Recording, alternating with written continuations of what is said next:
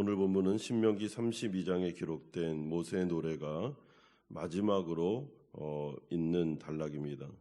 이제 모세는 이스라엘의 심판을 넘어서 이방 민족들, 이스라엘을 공격했던 대적들에 대한 심판을 노래하고 있습니다. 하나님은 이스라엘의 원수들을 도구로 삼아 이스라엘의 회개를 유도하셨지만 이들이 너무나도 교만해서 이스라엘 백성들을 심하게 심판한 것에 대해서, 징계한 것에 대해서 하나님은 이제 말씀하십니다.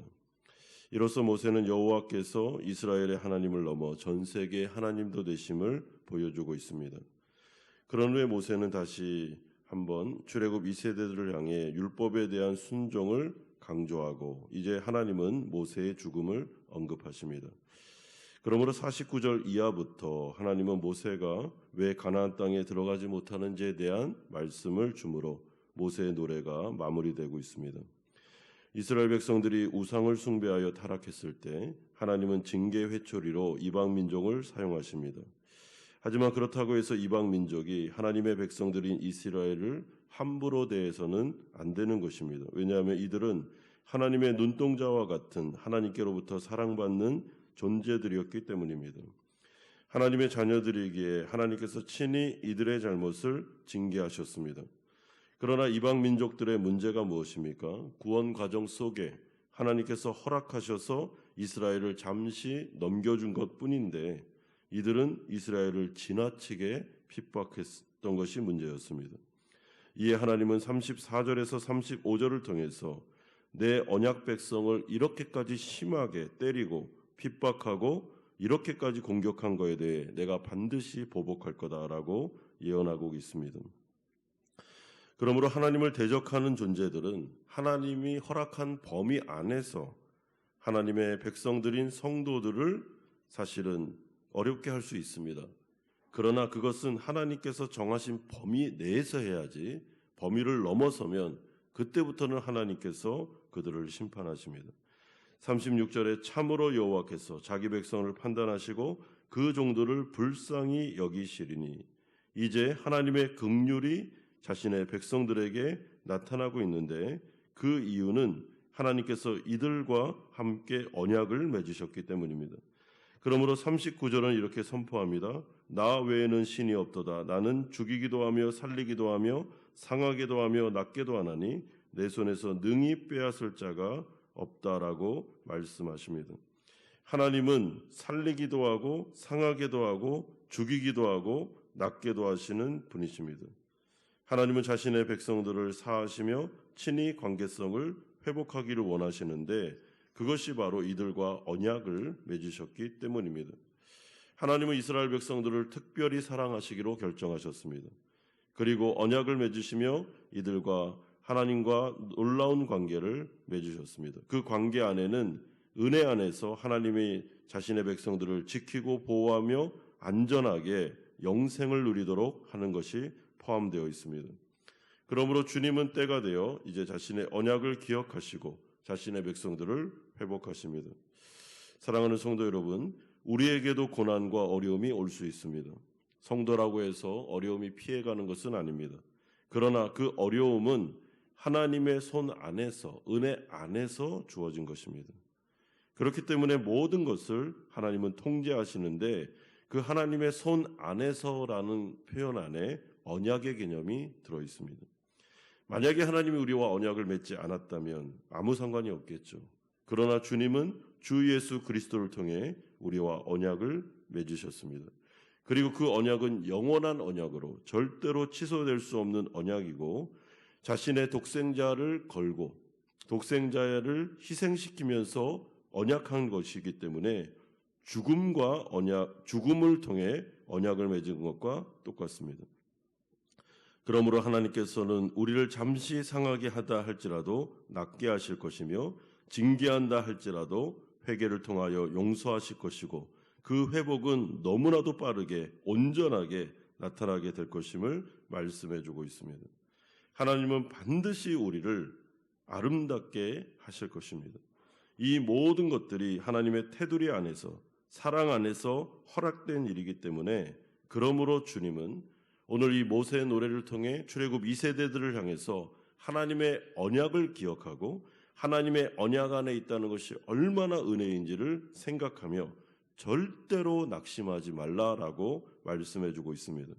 가나안 땅에 들어간다 할지라도 그 안에서 잘못하여 죄를 범하여 잠시 고난을 겪는다 할지라도 낙심하지 마라. 그럴 때 기억해야 되는 것은 언약의 개념이다라고 말씀합니다. 언약을 붙잡고 기도하면, 회개하면 빠른 시일 내에 회복될 것이며 온전하게 될 것임을 알려주고 있습니다. 그러므로 성도들은 로마서 8장의 말씀처럼 하나님의 사랑을 의심할 필요가 없습니다. 하나님의 사랑은, 우리를 향한 사랑은 완전히 확증되어 주어졌습니다. 그러므로 신앙생활을 하실 때 잠깐 내가 잘못하여 하나님의 마음을 아프게 해드린다 할지라도 담대함을 잃어버리셔는 안 됩니다. 담대함의 근거는 우리가 잘했기 때문이 아닙니다. 언약을 붙잡는 것입니다. 자녀의 신분으로 하나님께 나아가 잘못했습니다. 다시 회복을 주십시오라고 기도하면 주님은 우리를 자녀로 대하시며 그 기도를 들으십니다. 그러므로 45절은 이제 모세의 모든 말이 마쳤다라고 기록하므로 이제 모세의 설교가, 신명기의 설교가 끝나고 있음을 말씀하고 있습니다. 그러면서 다음과 같이 이스라엘 백성들에게 당부하는데 46절에서 47절입니다. 내가 오늘 너희에게 증언한 모든 말을 너희의 마음에 두고 너희의 자녀에게 명령하여 이 율법의 모든 말씀을 지켜 행하라. 이는 너희에게 헛된 일이 아니라 너희의 생명이니 이로 말미암아 너희가 요단을 건너가 차지할 그 땅에서 너희의 날이 장구하리라. 중요한 표현이 나옵니다. 하나님의 말씀을 지켜 행하라. 그것은 너희의 생명이며 너희의 장구함, 그러니까 너희의 영생의 복이다라고 말씀해주고 있습니다. 이거는 율법적으로 하나님의 말씀을 지켜 행하지 않으면 벌을 받는다라는 뜻이 아닙니다. 하나님 자체를 유산으로 받으라는 것입니다. 그리고 하나님을 사랑하라, 하나님을 온전하게 위하라, 그분을 존중히 여기라. 그러면 너희들의 생명은 보존될 것이며 하나님께서 모든 것들을 책임져 줄 것임을 말씀해 주고 있습니다. 사랑하는 성도 여러분, 성경에 기록된 모든 말씀, 하나님의 언약은 우리의 생명입니다. 하나님 나라 백성들은 이 세상 가운데 말씀으로 살아갑니다. 이 말씀은 하나님의 모든 약속으로 이루어져 있습니다. 그렇기 때문에 하나님 나라 백성들은 하나님의 약속으로 살아간다라고 보시면 됩니다. 우리가 이 세상을 어떻게 살아야 되지? 내 머리를 막 굴리는 게 아니고 성경을 보면 약속들이 다 나와 있습니다. 하나님에게 우선순위를 두라. 그러면 하나님께서 채우시리라. 하나님께서 붙잡아 주시고 공급해 주신다라는 약속들이 포함되어 있습니다. 따라서 우리가 이 세상을 사는 방법은 세상 사람들과 다릅니다. 세상 사람들은 자신의 지혜와 머리와 능력을 의지하지만 우리는 하나님을 의지합니다. 하나님께 기도합니다. 하나님께 요청합니다. 그리고 하나님께서 응답해 주신다라고 말씀합니다. 특별히 세상을 살아가며 어려움에 부딪혔습니까? 하나님께 기도하십시오. 그게 우리가 사는 방식입니다. 기도가 삶의 방식이라는 뜻입니다. 그러면 하나님께서 생명을 유지시켜 주시고 그리고 장구하게 하신다라고 하는데 이 장구의 말씀은 영생의 말씀으로 모든 것을 다 채워주겠다라고 말씀해주고 있습니다. 그러므로 하나님이 곧 우리의 생명이십니다. 하나님이 우리의 모든 것입니다. 하나님이 우리를 인도하십니다. 그런 다음에 이제 하나님은 모세를 향해서 마지막으로 느보산으로 올라가 이스라엘 백성들이 차지할 가나안 땅을 바라보라라고 명령하신 후 이제 너는 가나안 땅에 들어가지 못한 채 죽음을 맞이하게 될 거다라고 말씀하십니다. 사실 모세에게는 마음 아픈 일이죠. 왜냐하면 그 이유가 51절에 나오는데 이는 너희가, 왜냐하면 너희가 신광야 가데스의 무리바 물가에서 이스라엘 자손 중 내게 범죄하여 내 거룩함을 이스라엘 자손 중에서 나타내지 아니한 까닭이라. 여러분, 무리바 물가에서 어떤 일이 벌어졌습니까? 광야 40년 기간 동안에 무리바 물가에서 이스라엘 백성들이 막 하나님을 향해서 원망하는 일이 있었죠. 그때 모세가 이스라엘의 지도자로서 이들에게 하지 말아야 될 일을 했는데 엄청난 분노를 그 이스라엘 공동체에 퍼부은 것입니다. 하나님께서 바위를 치라 했는데 분노하면서 쳤습니다. 막 화가 나서 어쩔 줄 모르고 있습니다. 그 부분에 대해서 하나님께서 지적하십니다. 네가 범죄했는데 내 거룩함을 나타내지 못했다. 이 말은 온유함이 승한 모세가 이 부분에 대해서는 하나님의 얼굴을 나타내지 못했다는 것입니다.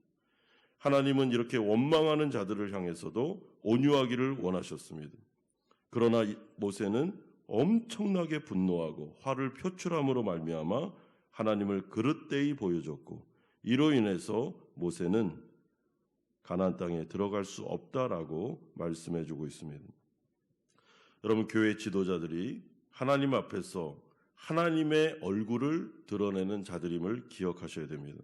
목사를 비롯한 장로들 그리고 교회 지도자들은 하나님을 보여주고 있습니다.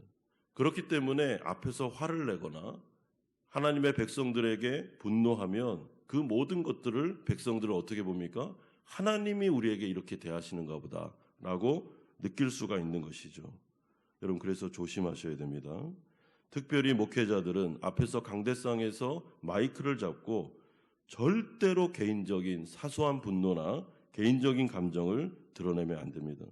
그러면 성도들이 엄청나게 상처받습니다.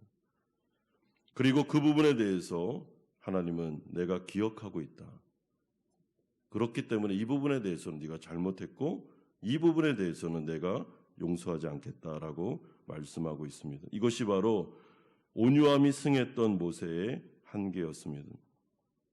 그리고 모세가 할 일은 여기까지였습니다. 아무리 탁월한 지도자라 할지라도 그는 가나안 땅에서 이스라엘을 인도할 수 없었습니다. 그곳에서는 바통을 넘겨줘야 되는데 이제 다음 지도자가 여호수아가 되는 것입니다. 그러므로 하나님 나라 백성들에게 있어 참된 지도자는 하나님밖에 없습니다. 인간 지도자는 한계가 있습니다. 거기까지입니다. 하나님께서 임무를 주신 거기까지만 하는 것입니다. 그런데 임무를 주신 그 사명 안에서는 하나님의 뜻대로 하나님의 거룩함을 드러내며 하셔야 됩니다. 사랑하는 성도 여러분, 모세는 온유함이 승한 자였지만 무리바 물가에서 한 번 분노하고 화를 내므로 하나님께서는 그 부분에 대해서 오늘 언급하시면서 마지막 네가 죽음을 맞이한다 할지라도 가나안은 못 들어간다라고 말씀하고 있습니다. 사랑하는 성도 여러분, 교회의 지도자는 하나님의 얼굴을 드러내는 자들이고 교회의 지도자는 하나님을 대신하는 일정 기간 위임받은 자들임을 생각하면서 우리의 언행을 조심하고 우리의 삶을 조심하고 그래서 하나님의 영광을 드러내는 그런 일을 할 때 교회가 아름답게 세워져 나갈 수 있게 될 것입니다. 오늘 모세의 노래가 이제 마무리되고 있습니다. 사랑하는 성도 여러분, 모세가 이 노래를 통해 하고 싶은 말이 무엇입니까? 한마디로 요약하면 하나님을 소유하라. 하나님이 모든 것이다 라고 말씀해주고 있습니다. 이 말씀을 잘 기억하시고 오늘 하루도 주님의 은혜를 누리시는 성도님들 되시기를 주 예수 그리스도의 이름으로 축원드립니다.